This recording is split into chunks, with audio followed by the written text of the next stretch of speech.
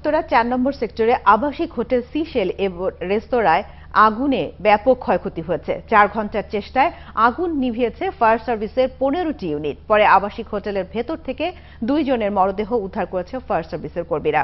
প্রত্যক্ষদর্শীরা বলছেন, সোমবার ভোর ৪:৩০টার দিকে হঠাৎ করে রেস্তোরাঁর ভেতরে আগুন ধরে যায়। এর পর মুহূর্তে আগুন হোটেলের ভেতরে ছড়িয়ে পড়ে। তাৎক্ষণিকভাবে হোটেল এবং রেস্তোরাঁর কর্মীরা বাইরে বের হয়ে আসেন। সরিয়ে আনা হয় হোটেলে অবস্থানরত অতিথিদেরও। তবে উপরের তলার থাকায় আটকে পড়েন ২ জন।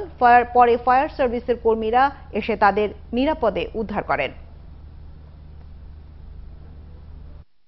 মানে ওখানে বিরাট একটা আওয়াজ হয়েছে, আওয়াজের পর যে গ্যাসের লাইন ফাইটে আগুন ধরে গেছে। তারপর আমরা থানায় গেছি, থানায় যাইয়া এদেরকে পুলিশ আসছে, পুলিশে ফায়ার সার্ভিসে ফোন দিছি। ফায়ার সার্ভিস আসতে লেট হয়েছে, লেট না হলে আমাদের এত আগুন লাগতে পারতো না। ফোন করছে থেকে এখানে বাস্ট হয়েছে, কারেন্টটা বাস্ট হয়েছে, বাস্ট হওয়ার পর আগুন ধরে গেছে। এ ব্যাপারে বিস্তারিত জানবো। শুনছিলাম ২ জন প্রত্যক্ষদর্শীর বক্তব্য। আমরা এবার আমাদের সহকর্মী হাবিব রহমানের সাথে কথা বলবো, যিনি আছেন ওইখানে। হাবিব রহমান, যে জানতে পেরেছি যে সেখান থেকে ২ জনের মৃতদেহ উদ্ধার করা হয়েছে, তাদের পরিচয় কি জানা গেছে?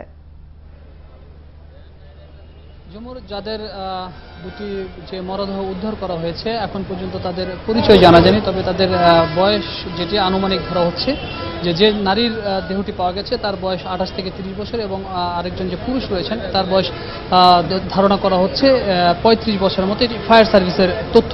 তবে ফায়ার সার্ভিস যেটি বলছেন যে বারবারই যে ভবনটি থেকে, অর্থাৎ সিশেল রেসিডেন্সিয়াল, অর্থাৎ যেখানে অতিথিরা থাকেন, বলা হচ্ছিল যে সেই ভবনটির ভিতরে কোনো ধরনের মানুষজন বা অতিথি বা গেস্ট রয়েছে কিনা।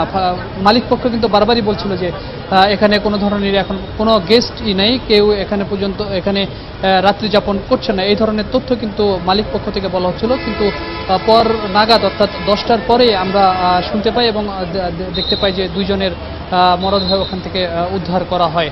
এখন পর্যন্ত ফায়ার সার্ভিস কর্তৃপক্ষ ভিতরে অনুসন্ধান চালাচ্ছে, অর্থাৎ প্রতিটি ঘরেই অনুসন্ধান চালাচ্ছে যে আরও কেউ ওখানে আটকা পড়েছে কিনা বা ভিতরে কেউ আর আটকা অবস্থায় রয়েছে কিনা সেই বিষয়টি তারা নিশ্চিত করছেন। তবে এখন কিন্তু এখানে আগুনের যে অবস্থা সেটি আমরা বলতে পারি একেবারেই নিয়ন্ত্রণেই ফায়ার সার্ভিসের কর্তৃপক্ষের কাছে রয়েছে। এখানে যে ধোঁয়াটি সকালবেলা থেকে আমরা দেখেছিলাম সেটিও এখনো বলা যায় একেবারেই